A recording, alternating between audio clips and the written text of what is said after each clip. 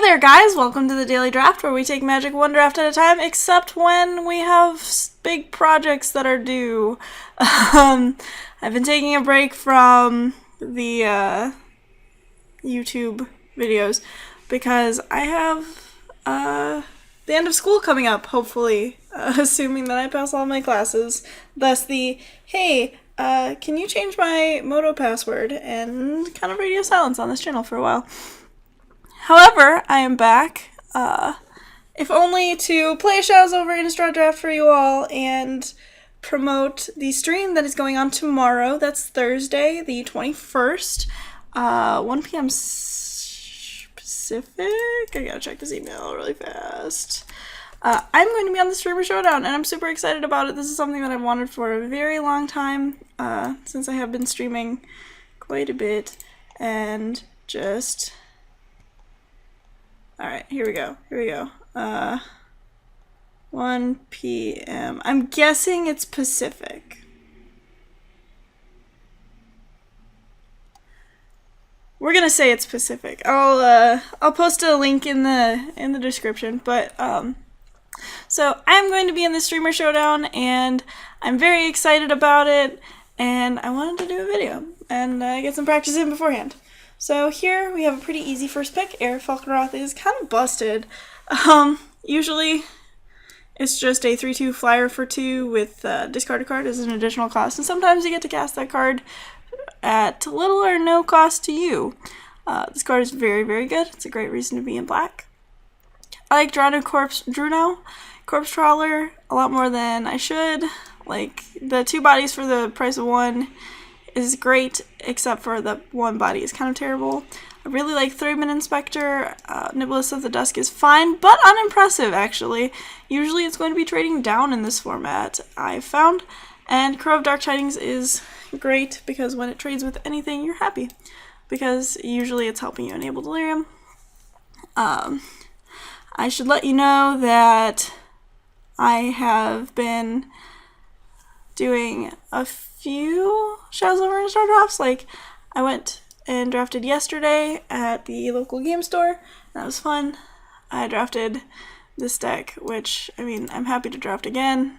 Picking up Pale Rider is fine. It's a 3/3, and when it enters the battlefield, discard a card, but if you play it with an empty hand, you don't have to discard. You could also take Voldaren Duelist, which it's pretty good, and it's also a vampire. Worth considering. To the Slaughter is not very good with all of the spirit tokens and random dorks running around, and it just makes me sad. You know, I think I'm going to take the Voldaren Duelist. I haven't actually played vampires yet, but one thing I have found, however, is that usually you're looking for individual card synergies between 2 cards rather than within a deck. So, like, if we don't have, like, mono vampire synergies, at least we have things like Twins of Moira Estate with Eric Falkenroth, which is a really good combination, because suddenly, instead of discarding a card, you are just ritualing, which is very good. Here, kind of want to take Senseless Rage, but I get the impression that that card goes pretty late, so instead I'm going to take either Dance with the Devils or Crow of Dark Tidings. There are a couple of sacrifice outlets in the vampire deck, so I think I'm fine taking the Dance. There's also Uncaged Fury, which is a little bit better in the green decks, just because your creatures are generally bigger in the green decks. But it still seems pretty good when you're attacking with, like, a bunch of 3-power guys.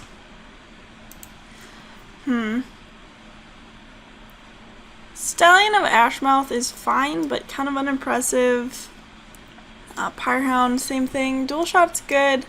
Best card in the pack is probably Silver Strike. I think I'm going to take it, because I'm not, like, super married to my red cards. I am pretty attached to my black cards, I'm going to be honest with you guys. But, you know,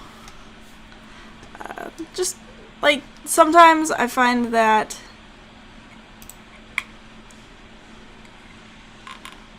taking good cards really, really early and just kind of diversifying allows you to have a lot of flexibility. Also, I just checked, yeah, it's going to be 1 p.m. Pacific time. For those of you who are Central like me, it's 3 p.m. Central. Again, very excited. The lineup includes Gabe, aka MTGO Doc, who's one of my favorites, as well as Athena, Jennifer Long, aka Miss Mulligan, and Joe Lisette, who I've seen as I've been doing more SEG circuit type things. He's hilarious, awesome guy. Very excited. I'm just like kind of fangirling out about over all the people I get to play against. Abyssinian Missionaries is sweet. At the beginning of your end step, if it is equipped, transform it. When it transforms into Lunarch Inquisitors, you may exile another target creature until Lunarch Inquisitors leaves the battlefield. Another great white card. And guess we follow that up with another white 4-drop. Apothecary Geist is pretty good. When it enters the battlefield, if you control another spirit, you gain 3 life. Kessig Dire-Swine is good in that it is very big. Compelling Deterrence is also good. Return target non-land permanent to its owner's hand, then that person discards a card if you control a zombie. However, along with like zombies like Stitch Mangler, is just value. Wicker Witch is also fine, but I'm going to take the Apothecary Geist as we've been getting a lot of white cards pretty reasonably late. So I'm happy to jump ship here. There is a True Faith Sensor. Equipped creature has +1/+1 and has Vigilance. It equips for 2 and gives it humans additional +1/+1. However, I'm just going to take this Ghoul Steed. Ghoul Steed's a great recursion engine. Or not recursion engine, but a great recurring threat. Here, I'm going to take the Forsaken Sanctuary over the Stallion of Ashmouth because I have a couple 4-drops, and the 4-drops are pretty replaceable in this format. So I'm fine taking something that isn't that.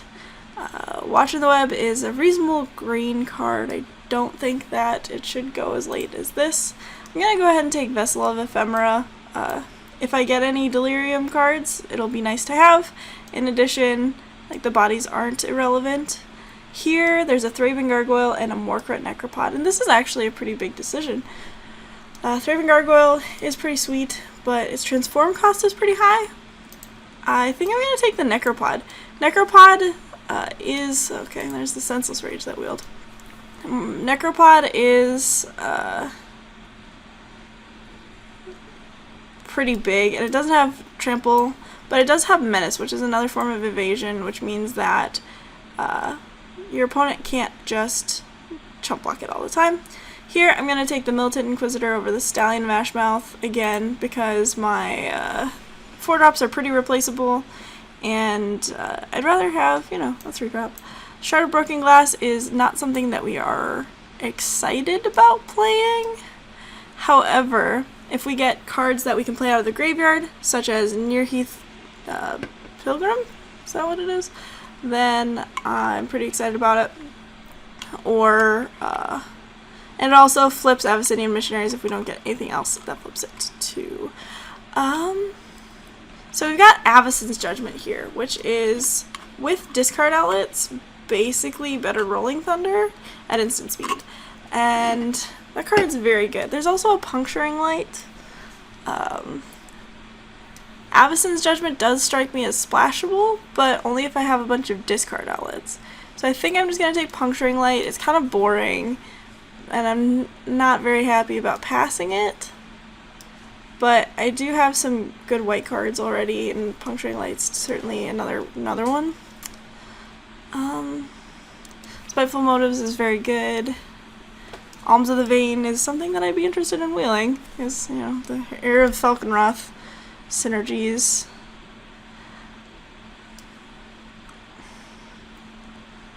I could take a Hedge and take Avacyn's Judgment, though, I guess. Yeah, I mean, card's very good. I mean, immediately snap picking this Bound by Moonsilver, but, so there's a Town Gossip Monger, that's fine. Sanitarium Skeleton's great in decks like this, and Throttle's good too.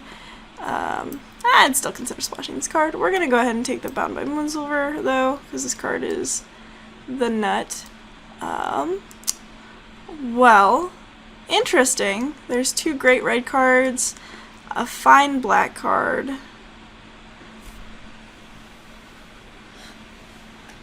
I could be playing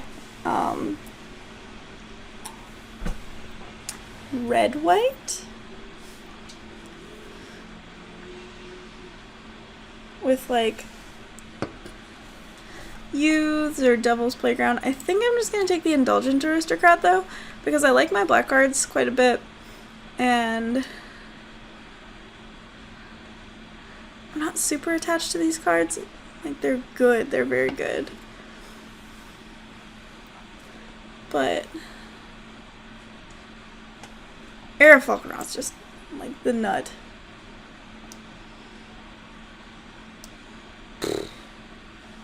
Well, obviously did the wrong thing. I'm gonna go ahead and take the Mad Prophet, I suppose. Breakneck Rider is also great, obviously. It's a 3/3 for 3 that gives attacking creatures trample on the flip side, which is great. Gonna take the Mad Prophet though, because I do have cards that I want to discard. So if I end up playing a Madness deck, I'd be happy to do it. We're gonna take the Twins of Mora Estate here pretty easily. So we've got Sanguinary Mage, which is, you know, a vampire. There's also Stenzia Masquerade, which is sweet with Air Falconroth.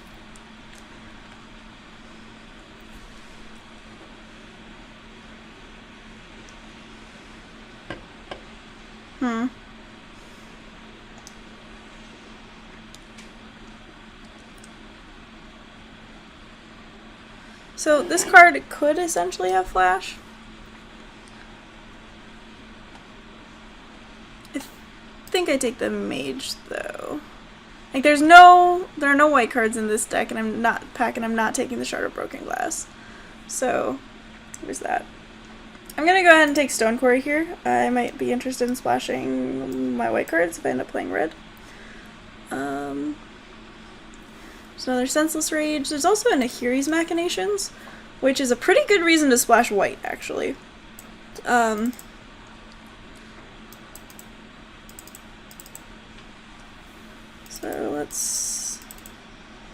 So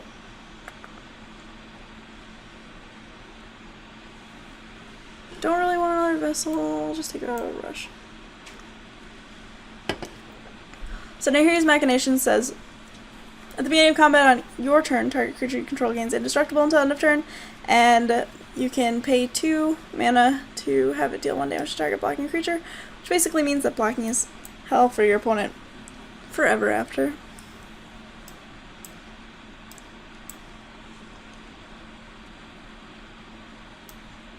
Don't want Shard of Broken Glass. Alright, so this deck is rough. We need more creatures, especially in the low end. I would love another Air Falconroth. I'm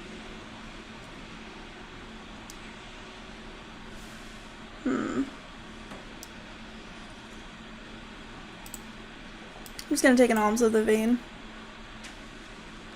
Dual Shots of fine sideboard card. There's not a lot going on in these packs, which is great. Fortunately for me, I have some fixing for my white splash, which is pretty cool. I guess that comes from drafting wedges. What did I pass up on? Incorrigible Youths? Yeah, I guess. What did I take for it? Something that I'm not playing? Probably. Ooh! Speaking of white splashes. Alright, alright. I got you. Murderous Compulsion's sweet as well. Murderous Axe might be useful with things like Avacyn's Judgment. I could discard Senseless Rage or Alms of the Vein, so if that wheels, I'll probably be taking it. Zoran Grim Nemesis is a planeswalker that starts out with literal infinite loyalty, though, so we're going to go ahead and take that and probably hope to pick up a Warped Landscape as well. Alright, I'm in.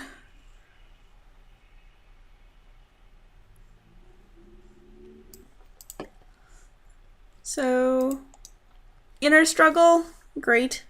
Removal Spell, very efficient. Well, not very efficient, but like, yeah, that's basically, it kills most of the creatures. There's also a Stromkirk Mentor, Macabre Waltz, I guess. I don't really, not a lot of stuff going on. Tooth Collector's sweet. When it enters the battlefield, target creature an opponent controls gets -1/-1 until end of turn. So it kills things like Wicker Witch. There's a couple of X ones at 1 and 2. And at the beginning of each opponent's upkeep, if there are 4 more card types among cards in your graveyard, target creature that player controls gets -1/-1 until end of turn. So just fantastic. Ooh, okay. So there's a Sanguinary Mage, a Senseless Rage, a Throttle, Gatsap Arsonist, all great. Geese's Bidding is very good with Air Falconroth and things like Mad Prophet, so we're going to go ahead and take that. There's a Murderous Compulsion. There's also a Skin Invasion. Skin Invasion's pretty sweet. Enchanted creature attacks each combat if able, and when enchanted creature dies, return Skin Invasion to the battlefield transformed. So basically it's a removal spell attached to a creature. I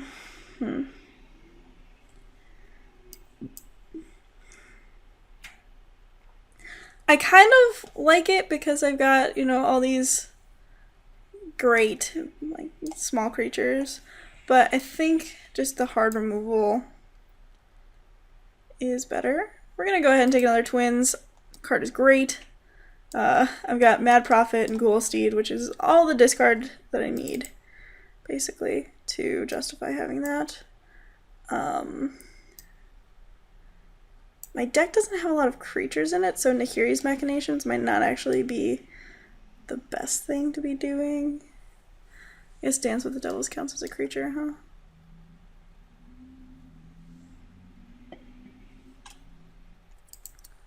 So we've got Tormenting Voice, which is a discard outlet, but there's also Blood Mad Vampire, which...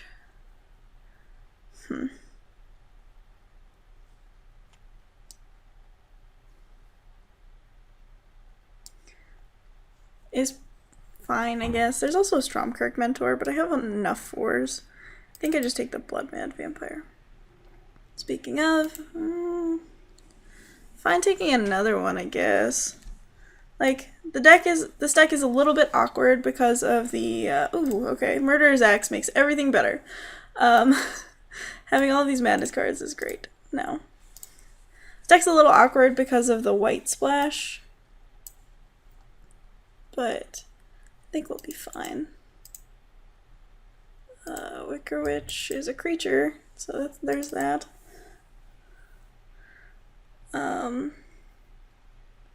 So I have 28, 26. Need some cuts. Ooh, Sanguinary Mage is actually just fine as a pickup. I'm going to take that over the Explosive Apparatus. And Expose Evil should not be going this late, in my opinion. I guess Geese's Bidding and Dance with the Devils are both essentially creatures.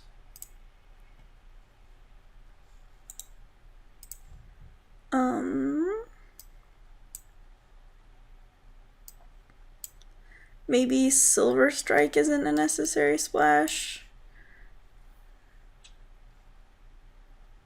I like Alms of the Vein, actually, so I'm pretty happy with all of my Madness cards. So if you sort by group creatures separately, if you look, got a lot of good cards in here. I guess Blood Mad Vampire is a little bit out there.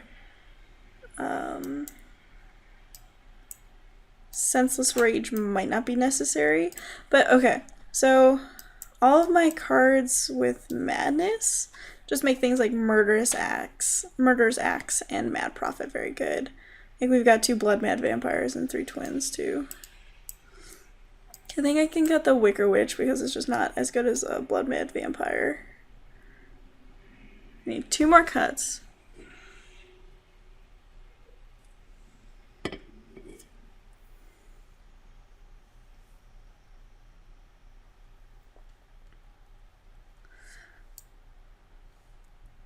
Maybe something like Alms of the Vein. I like Senseless Rage.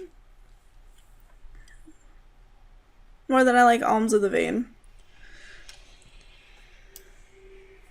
So I guess that. And what else? Maybe a Blood Mad Vampire.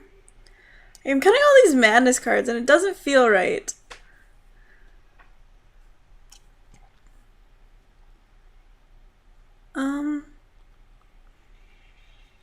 I think I want my Sanguinary Mages. I think it's just Blood Mad Vampire. So what I'm going to do is I'm going to add basics. I'm going to put one white source in because we want our white sources to enter the battlefield untapped some of the time. Like, if I have a Sorin in hand and 5 lands in play, and casting Sorin next turn is what is an out, I want that to be an available out.